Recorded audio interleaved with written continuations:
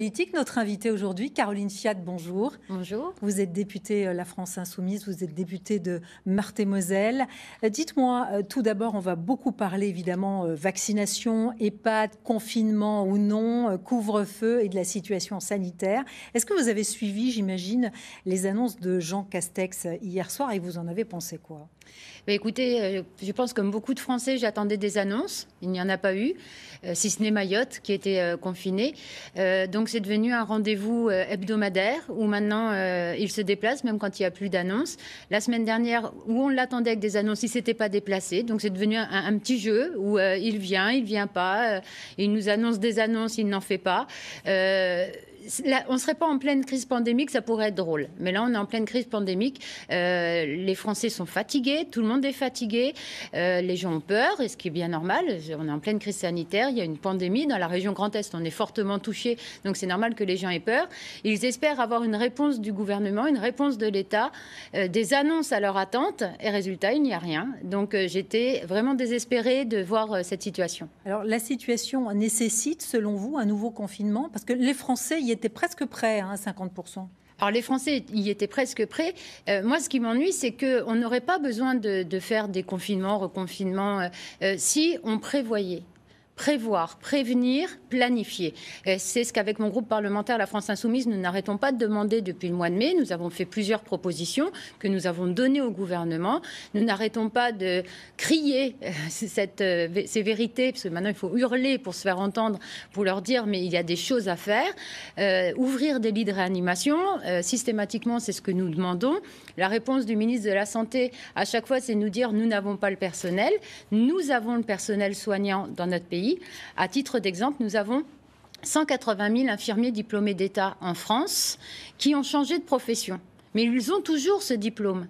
Qu'attend le gouvernement pour aller rencontrer ces infirmiers diplômés d'État pour leur dire « Vous avez changé de profession, pourquoi? À quelles conditions reviendrez-vous travailler dans notre hôpital? La France a besoin de vous. À quelles conditions voulez-vous bien revenir nous aider ?»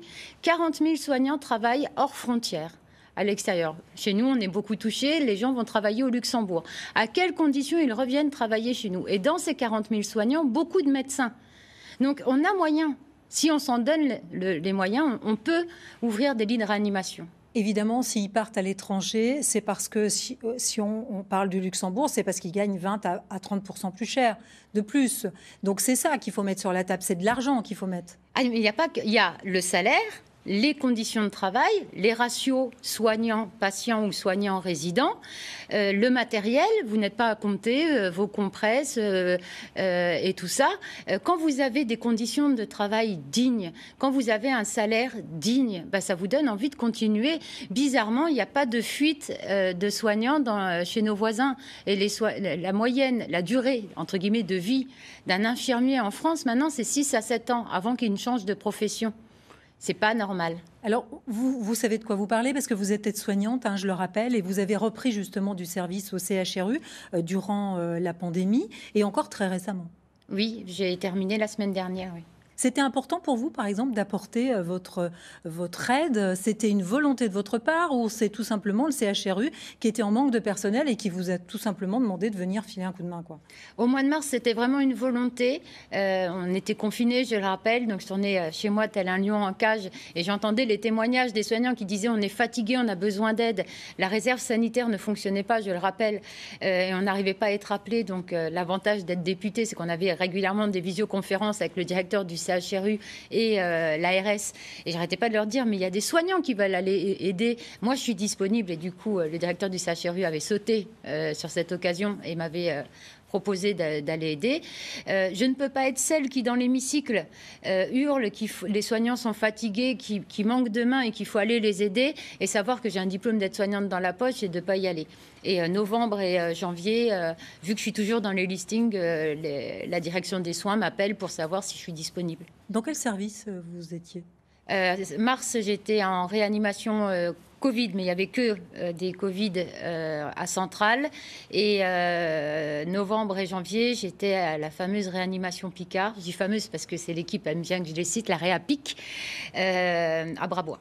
Votre renfort a permis, par exemple, la réouverture de certains lits? Alors, pas juste uniquement Caroline Fiat, hein, je vous rassure, c'est pas juste ma présence qui rouvre des lits, mais la présence des étudiants IBOD, donc infirmiers en bloc opératoire. Il y a d'infirmiers anesthésistes qui, pendant 3 mois, ont arrêté leur formation, novembre, décembre, janvier, pour aller retravailler en réanimation, ont permis ces ouvertures de lits. Les étudiants aides-soignants, les étudiants infirmiers qui, pareil, stoppent leur formation pour aller en renfort, permettent ces ouvertures de lits, oui. Vous qualifiez la situation de quelle manière? Parce que vous les croisez, ces soignants, justement, vous les avez croisés il y a encore quelques jours. Quel est leur état d'esprit aujourd'hui? Ils sont fatigués, vous le dites? Ils sont fatigués, fatalistes. C'est un retour à la normale, bien anormal. Ils n'ont pas les moyens. On leur a promis un Ségur de la santé qui allait tout changer. Ils ne voient pas les lits s'ouvrir, ils ne voient pas l'afflux de candidatures arriver et les ouvertures de postes qui vont avec. Et ils se rendent bien compte que, comme avant, ils se retrouvent seuls. Moi, ce que je trouve un petit peu navrant, et c'est ce que je craignais au mois de mars quand je voyais tout le monde applaudir et qu'on me disait pourquoi vous voyez ça d'un mauvais œil. J'avais peur que ça s'arrête un jour et ça s'est arrêté et on est redevenu à un peu une condition normale que je trouve anormale où c'est redevenu normal que les familles puissent appeler et soient mécontentes du service. Voilà, les soignants sont vraiment épuisés. Donc c'est un message que je peux passer aux familles qui ont des gens à l'hôpital. Je sais que vous êtes stressés, je sais que c'est difficile, mais les soignants qui s'occupent de vos proches prennent du temps pour s'occuper de vos proches alors qu'ils sont très fatigués. Alors plutôt que de les disputer, un petit message d'encouragement, c'est mieux. D'ailleurs, vous parliez des soignants qu'on applaudissait au mois de mars tous les soirs à 20h. Pourquoi, selon vous, ça s'est arrêté? On les a oubliés, on ne les aime plus? Parce que la pandémie, elle est toujours là, elle n'est pas terminée.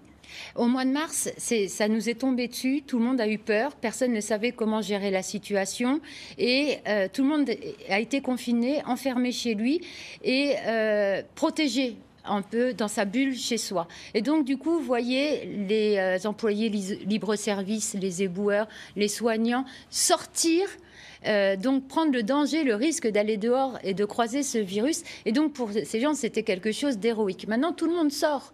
Tout le monde prend le risque d'aller dehors. Donc, il n'y a plus cette image de dire ils sortent de chez eux prendre le risque. Donc, c'est pour ça que ça s'est arrêté, je pense. Vous avez peur, vous redoutez les jours à venir ou les semaines à venir, vous? Oui, je redoute parce que les gens font attention, mais on ne peut pas compter que sur les citoyens. On ne peut pas tout le temps dire attention, faites attention, ce sera de votre faute. On ne peut pas toujours infantiliser les citoyens. Moi, ce que j'aimerais, c'est qu'on ouvre un petit peu les portes, que le bout du tunnel s'éclaircisse un petit peu et qu'on puisse apporter des bonnes nouvelles. Vous savez, moi, quand j'entends le gouvernement qui n'arrête pas de se targuer de dire on est le seul pays à ne pas avoir reconfiné, je suis désolée. Moi, cette semaine, j'ai tout fait à domicile. De 8h à 20h, je suis en visioconférence. Une fois que j'ai éteint mon ordinateur, mais je suis en couvre-feu. Je ne peux pas sortir. Si j'ai un peu de temps dans le week-end, il n'y a pas de cinéma, il n'y a pas de bar, il n'y a pas de restaurant, il n'y a pas de musée, il n'y a rien. Si je ne suis pas confinée, qu'on m'explique ce que je fais. Les gens qui télétravaillent toute la journée, qui à 18h subissent le couvre-feu et qui le week-end ne peuvent pas s'aérer dans un musée, sortir un petit peu ou s'évader, je ne vois pas ce qu'ils peuvent faire. Sauf que le couvre-feu décrété à 18h a peut-être permis quand même de réduire et de freiner la circulation du virus. Alors là, il y a une étude qui est tombée sur Toulouse qui a prouvé totalement le contraire, vu que depuis le couvre-feu, les chiffres ont augmenté vraiment d'une manière impressionnante. Je ne suis vraiment pas sûre qu'il y ait eu un effet. Et ce sont les paroles du ministre de la Santé lui-même qui a dit que la hausse était moins rapide. En tout cas, il n'y a pas eu de baisse et c'est bien ce qu'on souhaite. Oui, mais s'il n'y avait pas eu de couvre-feu, la hausse aurait été beaucoup plus spectaculaire, peut-être, sans doute. Ou pas. Ou pas, oui. Vous disiez donc, vous dénoncez justement ce pilotage de la situation avec uniquement des lits de réanimation, parce que c'est ça que vous dites. Comment vous jugez sinon cette gestion de la crise? On a perdu du temps par rapport à l'épidémie. Selon vous, il y a eu des erreurs de fait, il y a de l'impréparation. Comment vous qualifiez justement cette gestion de crise? Cette semaine, le secrétaire d'État Lemoine est passé sur un média et a dit vous pouvez quand même entendre que le virus ne toque pas à la porte du gouvernement pour nous dire je vais attaquer tel jour à telle heure. Ah oui, alors ça, on est tous au courant. Merci, monsieur le secrétaire d'État Lemoine, de nous avertir que le virus ne vous prévient pas. C'est bien le problème du gouvernement Macron. C'est qu'ils attendent que le virus agisse, pour se dire « Ah, zut, ça y est, il a tapé, qu'est-ce que je vais faire ?» Non, vous ne pouvez pas dire ça, parce qu'il y a eu des couvre-feux, il y a eu du confinement, il y a eu du reconfinement. Mais toujours après, une fois que les chiffres sont élevés, le but du jeu, c'est bien de maîtriser les chiffres. Le but du jeu, c'est bien de protéger les gens. Moi, quand je vois que nos écoles, l'OMS demande à ce qu'il y ait des protocoles sanitaires, à ce que les élèves soient espacés de 2 mètres, qu'ils puissent se laver les mains régulièrement, qu'on puisse les protéger, parce que les enfants sont vecteurs. Juste ça. Quand je vois que moi, actuellement, le plus de temps que je passe sur la circonscription, c'est avec les parents d'élèves, parce qu'on va me fermer des classes pour m'augmenter le nombre d'élèves par classe. Alors que la logique voudrait qu'on me diminue le nombre d'élèves par classe pour, justement, privilégier ce protocole sanitaire. Donc, un enfant qui attrape la Covid va pas être forcément très malade, finir en réanimation, c'est toujours l'exemple qu'on me dit, mais va rentrer à la maison, va peut-être donner le virus à papa ou maman, ou à papy, mamie, et voilà. Comment ça augmente? Vous parliez des fermetures de classes. C'est simple. Si on ferme des classes, par exemple en Meurthe-et-Moselle, c'est parce qu'il y a moins d'enfants à scolariser. Quand même, la réalité, c'est celle-là. Donc, si on en ferme une vingtaine sur le département de Meurthe-et-Moselle, on va aussi en ouvrir. Alors, moi, l'exemple qu'on prend tout le temps, c'est qu'on a moins 3000 élèves dans le département et on ne ferme qu'il y a tant de postes en moins. Moi, ce que je dis à chaque fois, c'est que moins 3000 élèves sur un département où il y a 3000 écoles, ça me fait un élève en moins par école. Est-ce qu'un élève en moins par école, ça justifie une fermeture? Je ne suis pas sûre. Je dis seulement que même s'il y a quelques ouvertures, moi, sur ma circonscription, 11 ouvertures, 20 fermetures. Ça me fait moins 9. Dans une période pandémique, fermer des classes alors que l'OMS demande de mettre moins d'élèves par classe, on marche sur la tête. Il faut fermer les écoles, par exemple. Par exemple, certains parents s'attendaient à ce que les vacances de février soient avancées. Il fallait le faire. Peut-être. Là, c'est le professeur Delfrécy qui avait expliqué avec les chiffres et le fameux variant anglais qui arrivait que c'était une des très bonnes solutions, mais je n'ai pas pu m'entretenir avec le professeur Delfrécy pour avoir plus d'explications. J'ai envie de faire confiance au professeur Delfrécy. Moi, quand j'entends qu'ils veulent laisser les enfants à l'école le plus possible pour qu'il y ait le moins de déperdition possible du savoir, je suis d'accord. Mais honnêtement, et alors on va me dire qu'ils n'ont pas de chance. Hein, c'est le gouvernement qui n'aura pas eu de chance pendant ce mandat. Mais enfin, la zone scolaire qui sera en vacances les derniers, c'est le Grand Est, où on est le plus touché, où on a le plus de problématiques. Nous, il faut encore attendre 2 semaines avant d'être en vacances. Donc il fallait adapter les dates de vacances scolaires, par exemple, pour le Grand Est, ou même sans adapter, si depuis septembre, comme l'avait promis le ministre Blanquer, les protocoles sanitaires étaient mis en place dans les écoles pour protéger nos enfants, on n'aurait pas besoin de tout ça.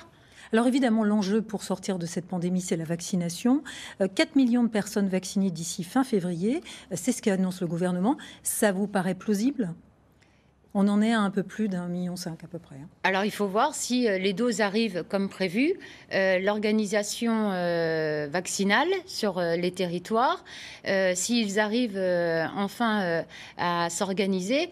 Moi, ce que je regrette, c'est que le gouvernement veut tout faire, veut tout gérer, sans s'appuyer sur les personnes qui savent. Santé publique France, c'est un organisme à qui on enlève chaque année du budget. Pour faire des économies, chaque année, on leur enlève du budget.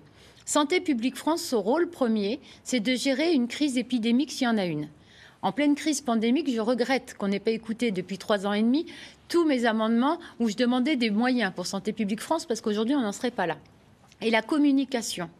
Moi, j'ai trouvé regrettable, quand j'ai entendu Olivier Véran annoncer les vaccins aux plus de 75 ans, qu'il annonce ouverture vaccinale aux plus de 75 ans le 18 janvier. On savait tous pertinemment, en voyant les chiffres, qu'on n'avait pas les doses et que c'était l'ouverture des rendez-vous.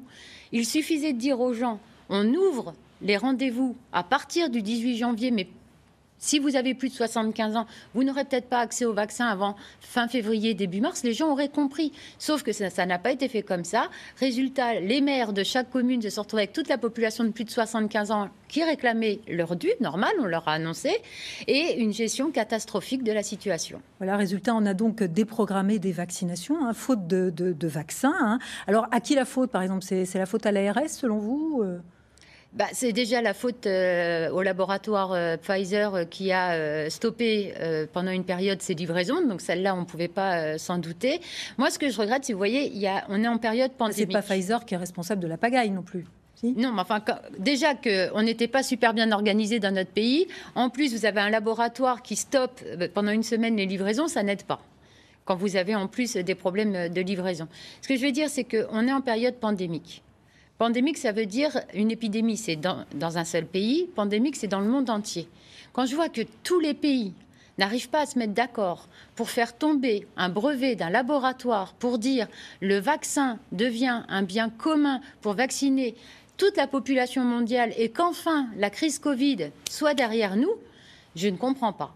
Parce que vous faites tomber le brevet, tous les laboratoires fabriquent le vaccin et on vaccine 60% de la population, c'est ce qu'il faut pour éradiquer la Covid. Et on ne parle plus de confinement et de problèmes de masques ou de lavage de mains. Il fallait vacciner les personnels soignants en priorité. Il fallait, par exemple, soigner les personnes âgées dans les EHPAD, ou il fallait commencer, comme certains le disent, par les jeunes, parce qu'il faut qu'ils reprennent l'école, parce qu'il faut qu'ils retournent à l'université. Alors, il fallait apprendre de ce qu'on a vécu. La seule chose pour laquelle tout le monde était d'accord et tout le monde s'est rendu compte, c'est que le virus était le plus mortel quand il rentrait dans les établissements de personnes âgées, donc dans les EHPAD. Donc effectivement, la stratégie de vacciner où le virus était potentiellement le plus létal, c'était de vacciner dans les EHPAD pour protéger nos aînés. Donc c'était la bonne. C'était la bonne, et je ne vous cacherai pas que j'ai été choquée par beaucoup de paroles d'eugénisme dans notre pays, où je ne pensais pas qu'on en était arrivé là. Si la situation avait été où on voyait que les personnes les plus en danger étaient les enfants dans les écoles, on aurait commencé par les enfants. Sauf que là, on était tous d'accord pour se dire que les personnes les plus en danger, où on a vu où le virus était le plus en danger, c'est quand il rentrait dans les établissements de personnes âgées. Est-ce que vous n'avez pas l'impression quand même que ça crée des tensions entre les anciens et les jeunes, du coup? Non, mais c'est toujours pareil, c'est les problèmes de communication.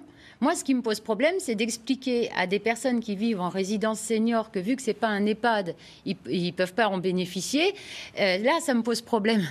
Non, c'est tout à fait normal. On n'a pas assez de vaccins pour vacciner toute la population en même temps. Donc, il faut faire des choix. Et je pense que, exceptionnellement, je suis d'accord avec M. Véran, c'est pas souvent, mais là, j'aurais pris la même décision.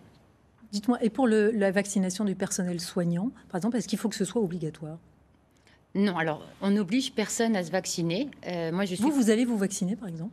Oui, moi, vu que j'étais en renfort au CHU de Nancy, que je travaillais en service à risque, on m'a proposé le vaccin et je vais avoir ma deuxième dose là. Il faut laisser les gens décider. Soit ils veulent se vacciner et on leur laisse accéder au vaccin, mais jamais obligé. Il n'y a rien de pire que de forcer les gens à le faire. Mais par contre, prioriser les soignants et de vacciner, j'ai entendu des gens qui ne comprenaient pas pourquoi c'était une priorité, tout simplement parce qu'on manque déjà de soignants dans notre pays. Donc si en plus ils tombent malades, ça ne va pas être très pratique. Alors, cette crise sanitaire va avoir des conséquences économiques très importantes. On le voit déjà. Elles vont faire des dégâts très importants, à la fois dans beaucoup de secteurs d'activité. Je pense aux restaurateurs, je pense au tourisme, aux réservations de vacances qui sont en chute libre. Alors, est-ce qu'il y a, selon vous, des solutions? On peut limiter la casse et de quelle manière, selon vous? Est-ce qu'il fallait, par exemple, laisser les restaurants ouverts? Toujours la même histoire. Si on avait prévu, planifié, est-ce qu'on en serait là aujourd'hui? Est-ce que les professionnels ont peur et ont envie que leurs clients tombent malades? Oui, ils ont peur. Non, ils ne veulent pas que leur commerce devienne un cluster, un foyer infectieux, pardon. Et donc, ils avaient tout mis en place. Moi, vous savez, l'exemple que je prends à chaque fois, hein, c'est on laisse les gens remplir les rayons de supermarché et être tous les uns sur les autres. Par contre, le propriétaire de cinéma qui avait tout mis les protocoles en place, un siège sur deux, qui propose de réouvrir avec des règles sanitaires strictes en prenant soin de ses clients, parce que ses clients, il n'a pas envie qu'ils tombent malades, lui, on lui refuse. Il y a des choses comme ça qui ne sont pas claires. Et le restaurateur, pareil. Il y a des restaurateurs qui n'avaient pas rouvert, qui avaient dit, moi, je ne peux pas mettre en place un protocole sanitaire, je ne réouvre pas. D'autres avaient réouvert parce qu'ils avaient dit, moi, je peux mettre en place ce protocole sanitaire. Moi, quand j'entends qu'un restaurateur ne pourrait pas mettre en place un protocole sanitaire, alors que c'est l'une des professions avec les circuits froids, enfin la chaîne du froid, qui ont des règles d'hygiène très strictes, qu'on ne me dise pas qui ne pouvaient pas mettre en place des règles d'hygiène et des protocoles d'hygiène. Il y a de plus en plus de restaurateurs, de propriétaires de bars où on apprend des suicides, des situations dramatiques.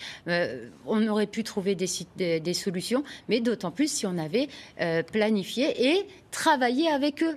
Parce que c'est eux qui connaissent leur métier et peuvent créer des protocoles. Oui, à Toul, ils étaient à peu près une centaine à manifester pour la réouverture des restaurants.